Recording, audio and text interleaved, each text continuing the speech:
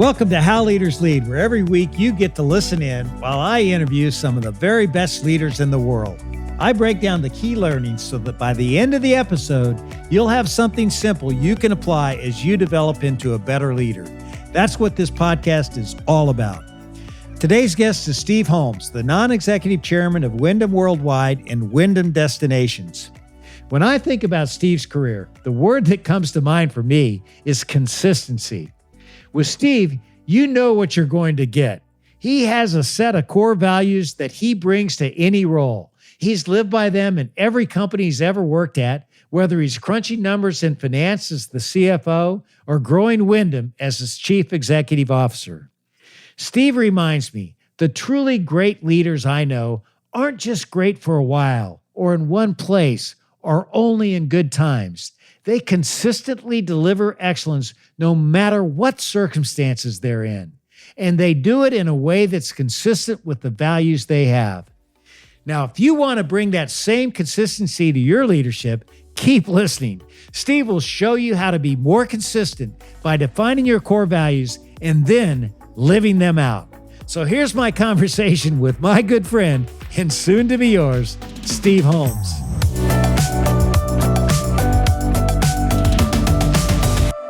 The business environment is extremely tough right now. You know, we've got inflation, we've got a recession looming. You know, what are you doing for fun these days, Steve? Well, fun for me is getting away and doing things with my family. I'm up to 7 grandkids. Last time I talked to you, I think I had 1. So they keep me busy and keep me running. And then my passion, as you know, is golf. And I don't play it well, but I play it as often as I can. So that's something else I can do to relax and get away from it all. But you can't get away from the fact that I believe we probably are already in a recession. We just haven't counted it all up yet. The good news is that it seems to be one that has a shorter duration to it and that there's a lot of momentum still going with the economy.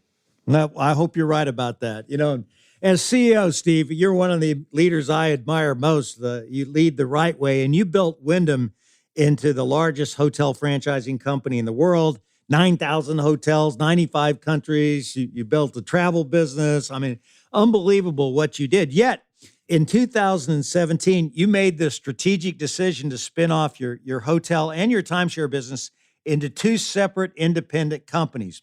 What was the moment when you said to yourself, you know, we need to do this? I don't know if there was a lightning moment where that happened. I think it was a building frustration over the fact that our shareholders weren't given the value that they should receive for the companies they owned. We were kind of being viewed as a conglomerate, that if we broke it apart, we'd be able to get greater value in the pieces. And that all worked until the pandemic hit and the market turned sideways on it. We were building good momentum, but that was really the reason.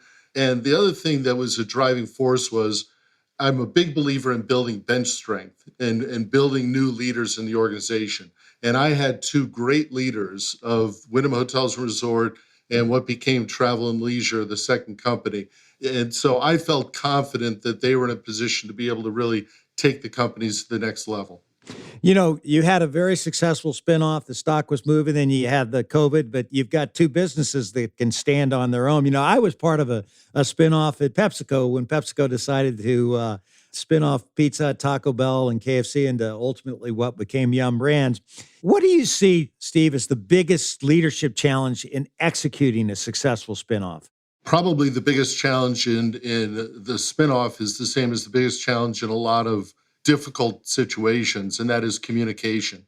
You have to keep your communication going with your team, with all your stakeholders, your shareholders, your board. Everybody's got to know what's going on. If you don't, then a black hole creates uncertainty. Uncertainty creates poor performance. I'm proud to say that since we did the spinoff of both companies, the companies have outperformed how they were doing before. And even with the pandemic, they've done extraordinarily well. They're not getting the love that the market should show them, but I think as time will tell, their performance will show how strong the companies are and how great these management teams are. Now, Steve, you became non-executive chairman of both companies. I don't know many people who've been chairman of 2 major companies. Describe what that's like. Well, first of all, it's non-executive chairman intentionally. I didn't want to be executive chairman because I didn't want to be looking over the shoulder of the guys who are running the business now. But really, for me, it's evolved over the last 5 years since we did the spinoff. I was probably more involved right after the spinoff than I am now, but I still am involved. I'm always available by phone anytime, any day, night or day, and I stay engaged with the team. That means that if they're looking at something that happens to fall into an area that I have a lot of experience in, like M&A, I can help them think through the opportunities. I can help them think through the businesses because I was involved intimately in both of these businesses. So it's really being a sounding board for the management and chairing the board. I've got phenomenal boards at both companies, and they are super engaged and they are challenging, and I love them. So part of it is just making sure that the boards are giving everything back to the company that they can and give all the help to the CEOs that they can. You're non-executive chairman of both these companies, and so you gave up the CEO seat when you did that. What was the most difficult thing, Steve, about that transition for you personally? Honestly, there wasn't a lot difficult about it. People told me before I stepped out of the chair that you're not going to like this. You're going to feel like you don't have enough to do. You're not engaged enough. I had done enough preparation in advance that really I didn't miss a beat. I've enjoyed myself. I've enjoyed being an advisor more than an executor. Honestly, David, you and I are about the same vintage. I would have had a hard time managing a company through Zoom. And that's what these guys had to do. They had to manage their company for 2 years without meeting the people that they're hiring and that they're working with. I'm a people person. I would have had a really hard time doing that. They did a phenomenal job. So I felt blessed that I wasn't having to carry that water during that difficult time. Is there anything about being CEO that you miss, though? Not really. I mean, I missed my assistant for a long time. That was something that I really missed. Then I replaced her, and I'm okay now. But it's little things that maybe made life easier before. But now I have more freedom to get involved in philanthropic things, and I felt relieved to be not the CEO anymore. So no, I'm not one of those that regrets walking away from the day to day that I was involved with. That's a tough grind, and it requires a lot of attention. You never are off. I feel like I'm always there for my team, but I'm not the one who's on all the time now. You mentioned the word grind, which is interesting because you've described yourself to be as a grinder. Tell us a story that would give our listeners a glimpse at that part of your personality and your leadership. Well, I view being a grinder as a compliment. So some people think it's kind of, you don't want to be a grinder, but I think it's a compliment because it means that you focus on what your objective is and you just keep working away at it. And I knew coming out of school, I didn't have an MBA. All the guys I've hired have Harvard MBAs, and they're all incredibly well educated. I'm just a guy with a bachelor's degree. And I always felt like I had to work harder than the people around me because I figured, I'm not the smartest guy in the world, but I'm going to outwork everybody else. So I've always been a grinder. And I think by being a grinder, you learn a lot. You learn a lot about yourself. You learn intimate facts about the companies you're involved with. When we were doing acquisitions, we were doing a lot of M&A. I was the guy who went out and met the management teams, got into their businesses. When I got done, I knew more about their businesses than the CEO did because I was a grinder. I ground into it. And I hired a lot of grinders around me who helped me do that as well. So I think being a grinder is a wonderful attribute to have. I agree with you. And I understand when you were running Avis, you had a theme line that basically kind of characterizes who you are. Remember that theme line? Oh, sure. We're number two. We try harder. That underdog mentality, that's really served you well. Well, I didn't come up with that line, to be honest. That was somebody else's brilliant line. And I was only at Avis for a short period, but that period was an absolute blast because I got to learn something about a business I knew very little about and got to then bring on people who really knew how to drive that business forward. So it just is, life is all about learning, and I'm a lifelong learner. I love getting into things that I don't know much about and then becoming proficient at them. I still haven't become proficient at golf, even though I do a lot of studying and a lot of analysis, but I have a great time. As you know, we've had a great time out on the golf course. So, I think that the fact is, if you're not a lifelong learner, you're losing a lot of life because you're losing the opportunity to learn more about things that you don't know about right now. And so, yes, I believe that's an attribute I have and that I'm very proud of. I want to shift gears a bit and take you way back. What's a story from your childhood that shaped the kind of leader that you are today? I'm going to go way back because I'm going to go back to my father. My father was as with most people, it's a central figure in your life, but he was a very focused individual. Whether it was doing his work that he did at General Motors or being involved in the church that we were at, he was an engaged and focused leader. And I saw that and I respected that. And he used to have a saying that he said all the time, which is set your priorities. And he used to say to me, set your priorities. Well, I'm a kid mowing lawns, trying to make a few bucks. How do you set your priorities as a kid mowing lawns? Well, your priority is make sure you have enough gas in the morning so when you push that lawnmower down the road to start mowing people's lawns, you got what you need to do the job. And so setting your priorities is important no matter what you do. And so that is probably, from my youth, that is probably the thing that had the largest influence on me. You know, you came up as an accountant and then you become a CFO and you eventually get to CEO. What skills did you have to develop to go from being an accountant, so-called number cruncher, to running a worldwide enterprise like Wyndham? It's all about leadership, as you know better than most. You can be a leader in an accounting organization, and if you're the person that people are looking up to, you have to let people know what you believe in. And when I had a chance to do that as CEO, it was just taking what I had done before and putting it into a much larger scale. What I learned early on was there are core values in your life. You have to respect people. I won't go through all the core values, but you have to have those values, and then you apply them to wherever you are. And in this case, I became the CEO of an organization, and I went around and I explained to people, these are my values, and this is how we're going to run the business. There was not a huge change in the way I managed going from one to the other. It's just being consistent, communicating well, and letting people know what you stand for, because they're looking to you to know how they should make their decisions. And you want to lead by example. What's the most significant, let's call it a soft skill, Steve, that you had to develop as a leader?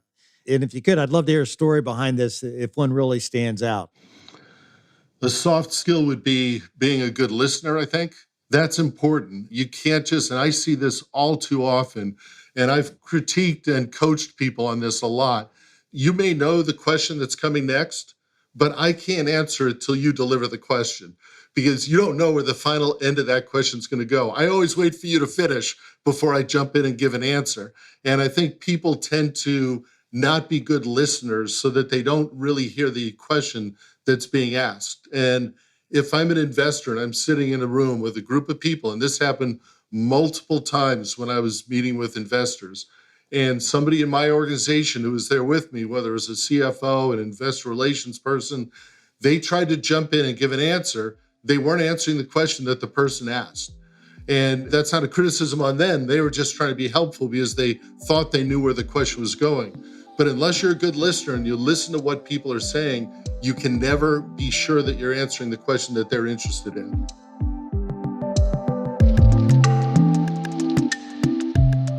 Let's face it, your life is just too important to delegate to someone else. That's why I'm so passionate about self-coaching. If you're new to this concept, I put together a free self-coaching guide that will walk you through the principles of how to become a great self-coach to really find fulfillment in your life and career. You can get it at takechargeofyou.com/guide. This free guide will give you a simple plan you can follow to kickstart your self-coaching journey. It's the perfect time to invest your time into self-coaching as we near the end of the year and think about what's to come in 2023. This guide will help you become the very best you can be. Get it at takechargeofyou.com/guide.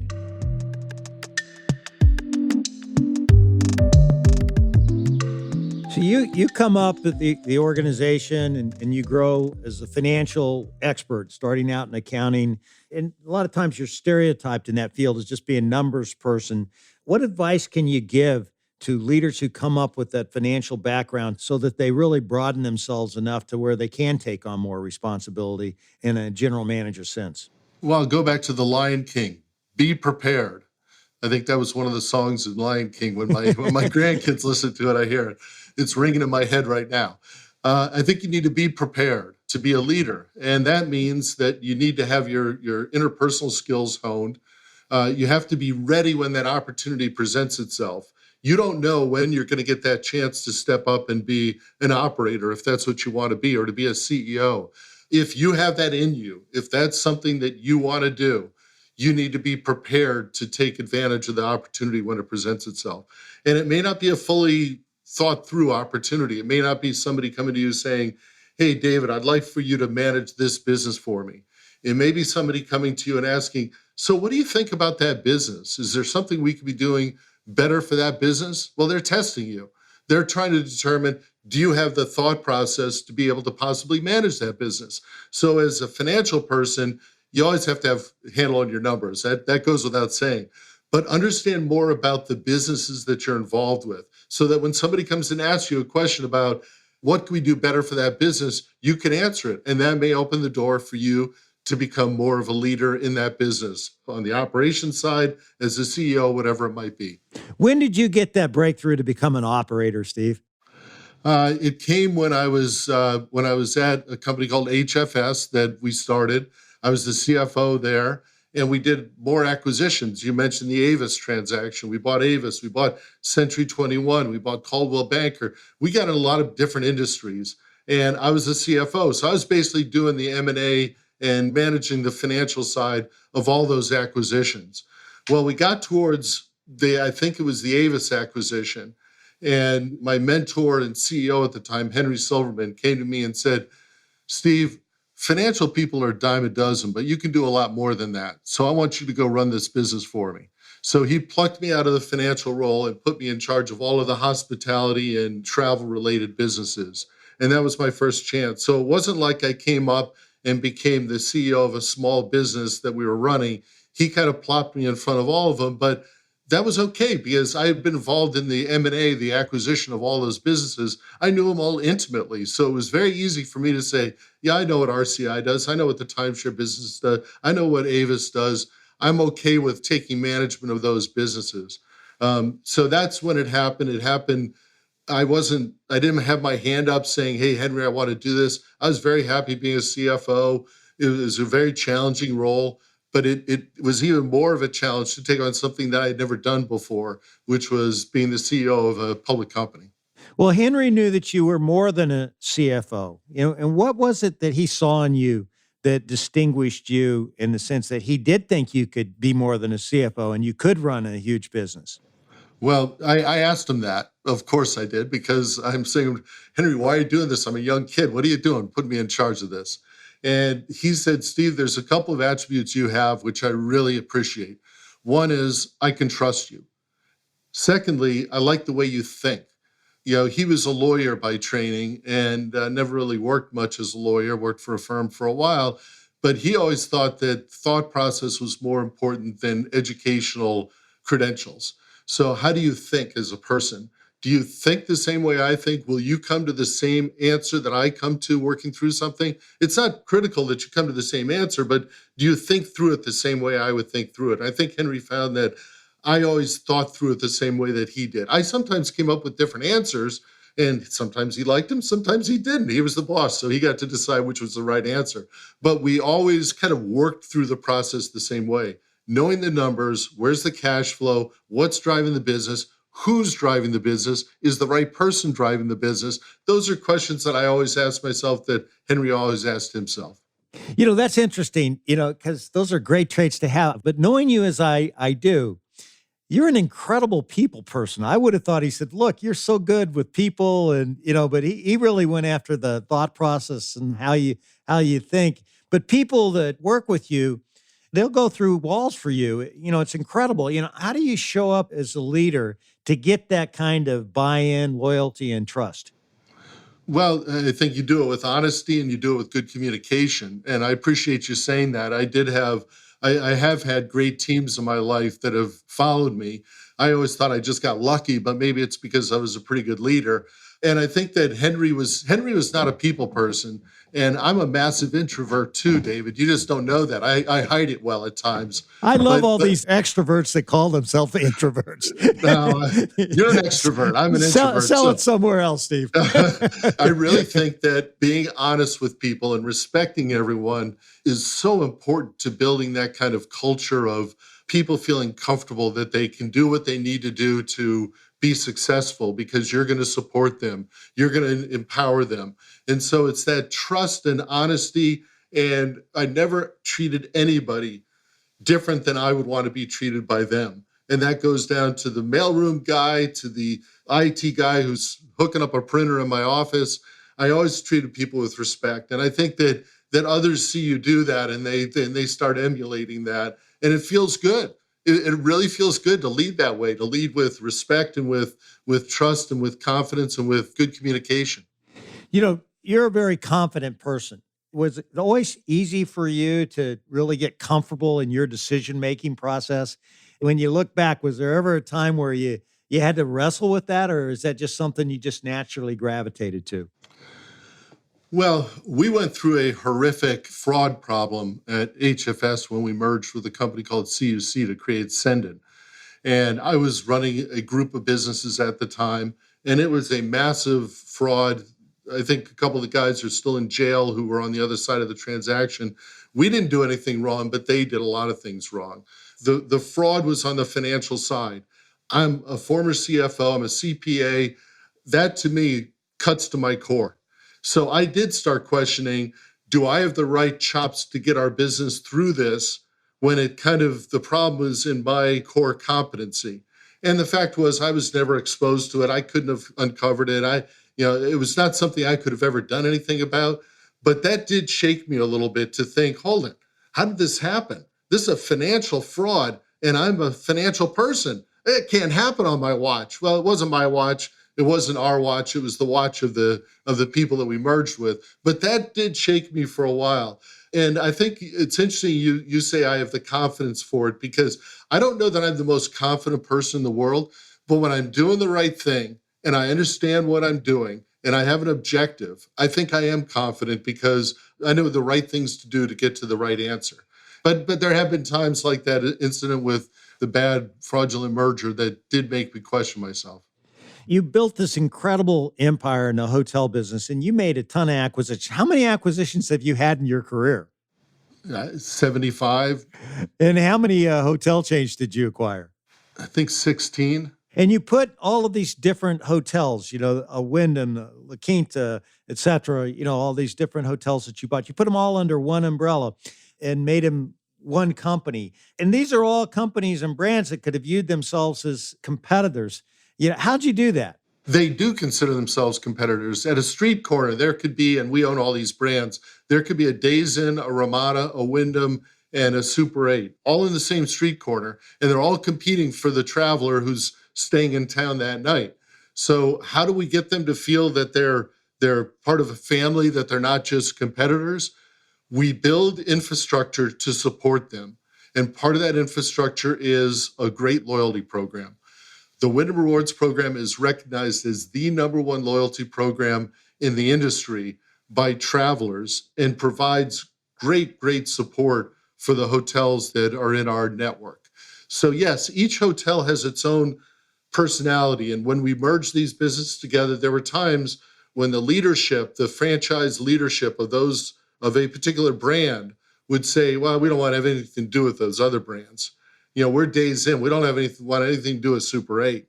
But the fact is, they can benefit by being part of a larger organization. And they've done very well during difficult times.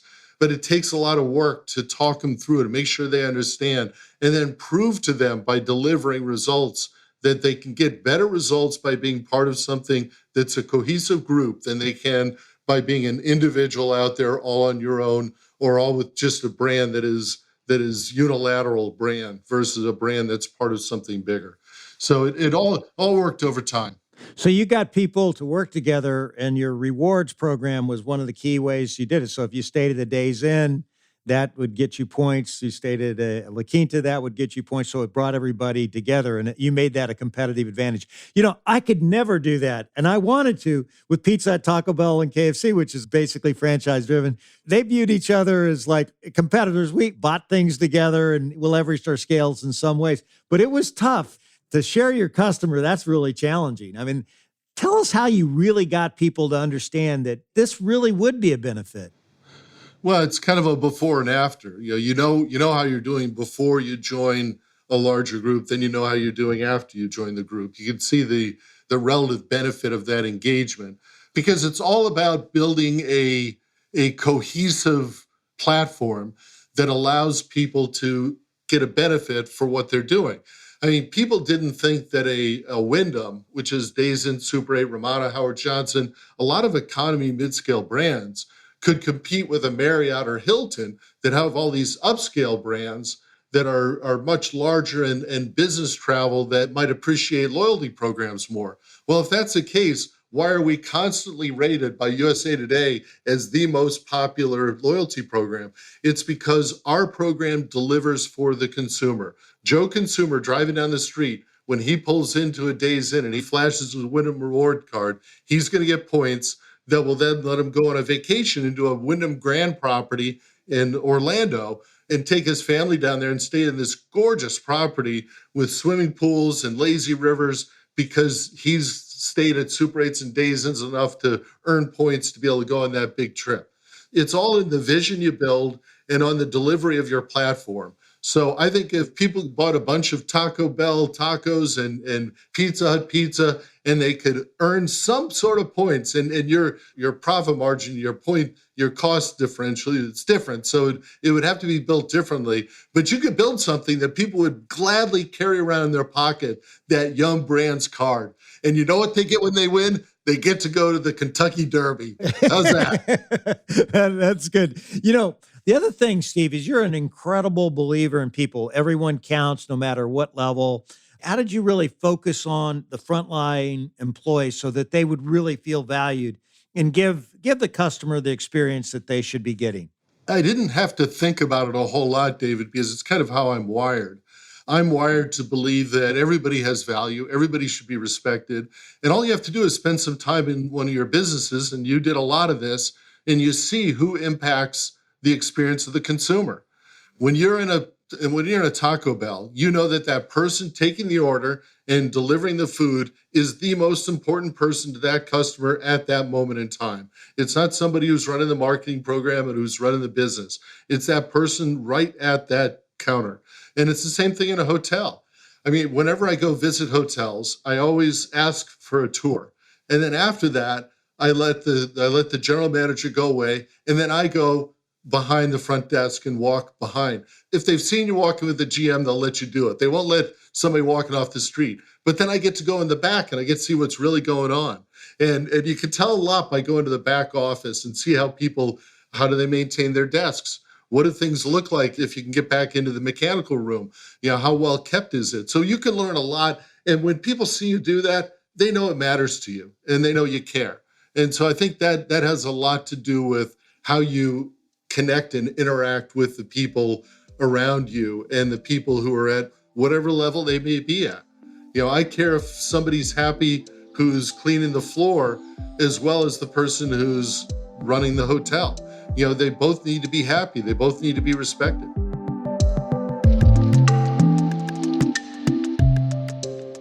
We'll be back with the rest of my conversation with Steve Holmes in just a moment. Steve is walking proof that when you do the right things happen. It reminds me of a conversation I had with Ajay Banga when he was the CEO of MasterCard. For him, it's not enough to have a high IQ or a high EQ. Leaders also need decency to treat others with fairness and support and respect. Ajay calls it the decency quotient, and it has a surprising impact on your bottom line. What's really important is that you bring your innate human decency, your sense of fairness, your sense of a level playing field to the party, and you tell people who work for you, you know what, my hand is always going to be on your back and never in your face. And that doesn't mean that I won't give you strong feedback when you deserve it. But you will know where I'm coming from, and you will know I will be fair and transparent, not just nice to you.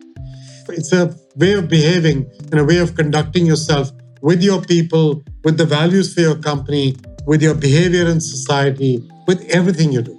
If you want to unlock the power of decency in your organization, go back and listen to my conversation with Ajay, episode 7, here on How Leaders Lead.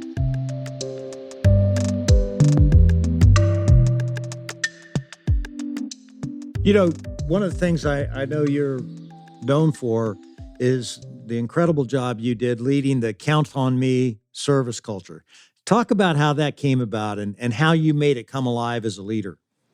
It's a story of theft and intrigue because I stole that name from one of the guys who works in Australia who was running our timeshare business at the time. He told us about this Count on Me thing. And the great thing that he said about Count on Me was he described what it means to be respectful, to be responsive, and to deliver a great experience. 3 things that I embrace and I believe in wholeheartedly. And they're so memorable, they just roll off your tongue. So it's not some complicated methodology for creating a culture. It's something that's embedded in us and it's easy to remember. So the Count on Me culture was really built around that philosophy that Barry had down in Australia, that I unceremonially ripped out of his hands and said, I love this, I'm going to use it. And then I went to our head of HR and I said, okay, Mary, we're going to make this the culture for our company. And it didn't take me more. I didn't even get that full sentence out before she was running with it hard. She was a believer. And then we got the other senior leaders to buy into it. And pretty soon we're wearing Count on Me pins. We're giving out Count on Me awards and everybody's buying into it. You've done this so many times, David, so successfully. You know what it is. When you feel it engage and you feel the organization latch onto it, you then say, yeah, this is going to work. This is going to work. And that's the way it felt. And so when I went to Shanghai and I see Count on Me signs up in Shanghai, I'm saying, wow, this thing really is working. Everybody's bought into it. So that's the story behind Count on Me, which I stole and I feel badly about it. But you got to take what you see that's good. Yeah, I don't think you feel that badly about it because it's such a great idea. And it was so much fun to go into Shanghai and see it there and go to Malaysia and see it there. You know, I think as a CEO, seeing things get cascaded that are powerful happen all around the world, that's really amazing. And I understand that you're a big time cheerleader and you would often lead parades. Tell me how that got started. We were presenting Count on Me awards at employee meetings. So you'd get, 600 people in a meeting. We'd have somebody come up on the stage. We'd give them a Count on Me award. And it might be something as simple as something they put in their cubicle and maybe an American Express gift certificate. It's something simple. These were not elaborate gifts. But I felt like after doing that for several years, it kind of got stale. Like people in the audience were kind of yawning when somebody walked up on the stage. And then I thought, well, what's really important to the person we're bringing up on the stage? And I'm thinking it's really being recognized by the peers, by the people you work with who are around you. So if it's a paralegal who's getting a Count on Me award, they care about what the people in the legal department think. And the same thing for the accountants and the marketing people, of HR people, whoever they might be. So I said, let's create this as something that brings the award to the person. So I got our HR people and we got a bunch of helium balloons and we got our certificate and we got some kazoos and some noisemakers and we'd march down the hall making a racket to find the person in their cubicle who's getting the award. And we had a little coordination in advance, so we knew that their supervisor would be there and the person who should give them their award was going to be there. And we created so much noise that people started following us. They were, what are they doing? Where are they going? And we'd march into somebody's cubicle. We'd talk about what the person did, what they did to deserve the Count on Me reward, and then we would celebrate them. And we'd get right in their face and we'd celebrate them and give them their balloons and thank them. And it was just wonderful. And the organization just loved it. Well, so many leaders phone in recognition. They just say, oh, okay, here it is or whatever, but that's an experience that you created for these people that were being recognized that they'll never, ever forget. I don't think so. I think they'll remember it, and they value it. And they put that Count on Me certificate in their cubicle, and they would point to people and say, "Do you know when I got that?" And so, yes, you're right. They did remember. The other thing that I know you are just a huge believer in is growth. You say, and I remember you telling me this, a company that doesn't grow has no value. How did you constantly keep raising the bar at your company? Because you saw growth, I know, for 12 years, well over a decade of growth year after year, where you hit your numbers every quarter, you build trust with investors. How did you make that happen with your team? I don't know that you can make it happen. What you can do is you can encourage it. And if you're running a business and you're encouraged to grow that business, that what we want to see is growth. We don't want to see just a steady top line. We want to see growth. And I think it starts with the growth of the people. So you invest in your people.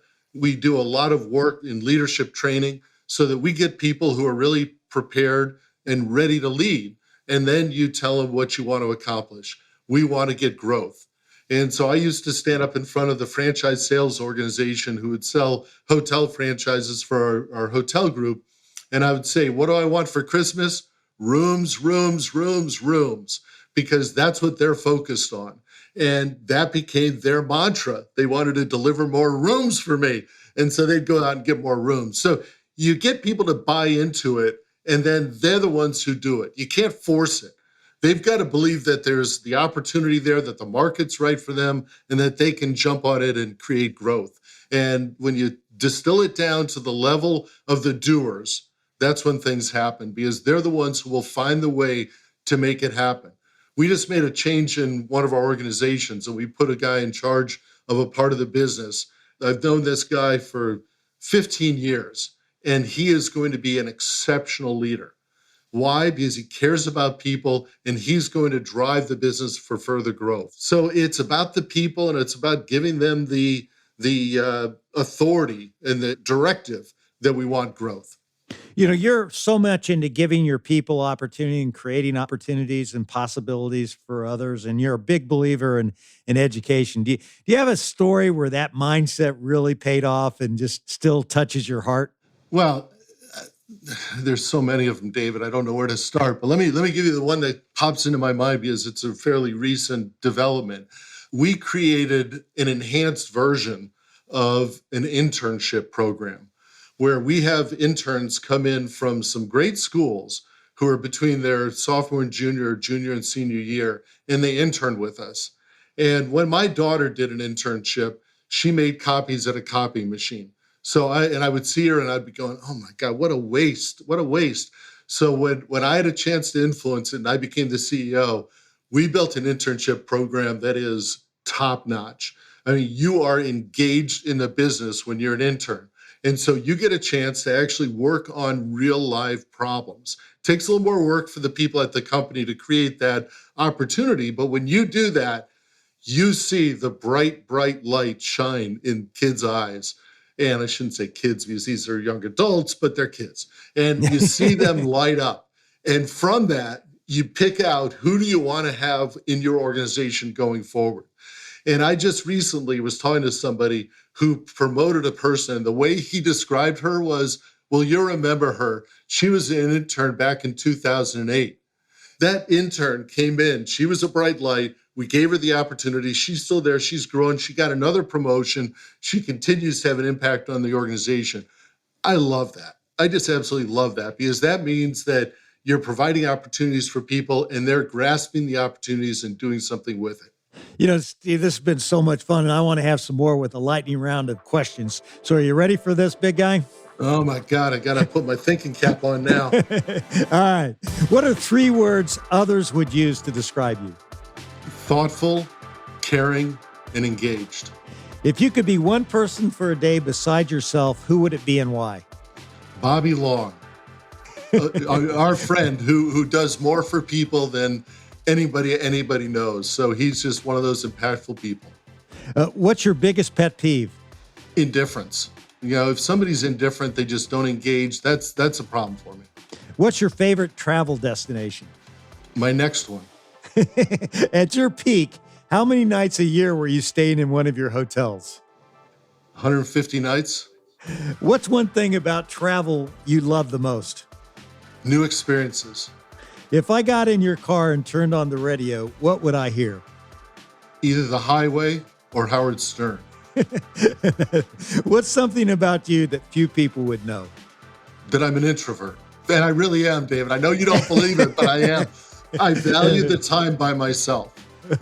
Well, that's the end of the lightning round there. And one of the things that's come through loud and clear is you're just a passionate guy. I mean, you are engaged. And as you think about your career and what's ahead, what's your unfinished business?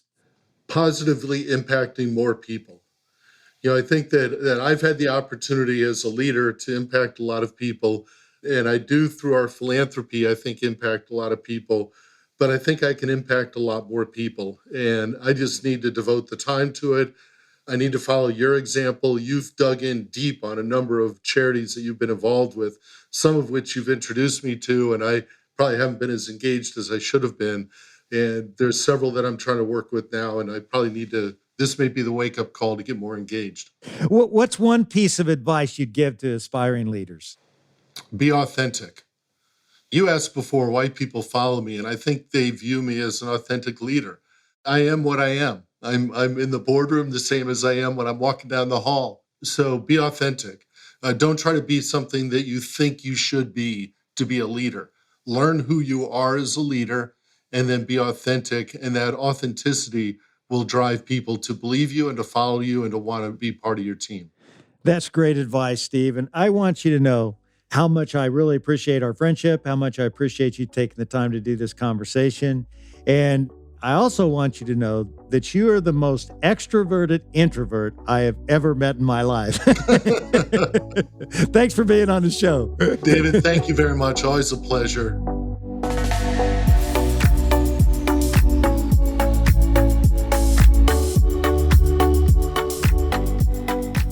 Well, even in this conversation, you can hear it, can't you? Steve's core values come through loud and clear.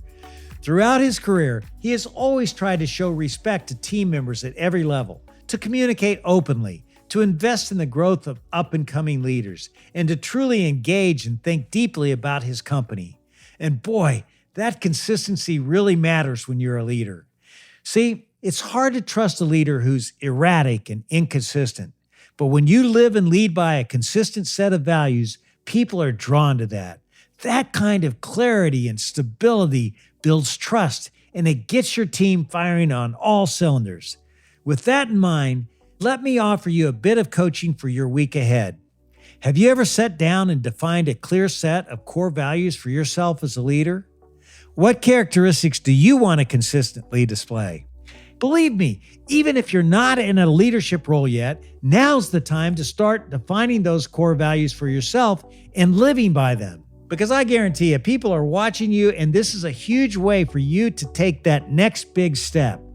So do you want to know how leaders lead? What we learned today is that great leaders are consistent with core values. Coming up next on How Leaders Lead is Lindsay Chepkema, co-founder and CEO of Casted. As humans, we are hardwired for connection, right? It's a basic human need. And for businesses, that makes it a basic business need. If we can connect on a human level, the brands that do so and do so successfully are more likely to thrive. And that's why podcasts are so strong as an entertainment format and also as a content marketing channel. So be sure to come back next week to hear our entire conversation. Thanks again for tuning in to another episode of How Leaders Lead, where every Thursday you get to listen in while I interview some of the very best leaders in the world. I make it a point to give you something simple on each episode that you can apply to your business so that you will become the best leader you can be.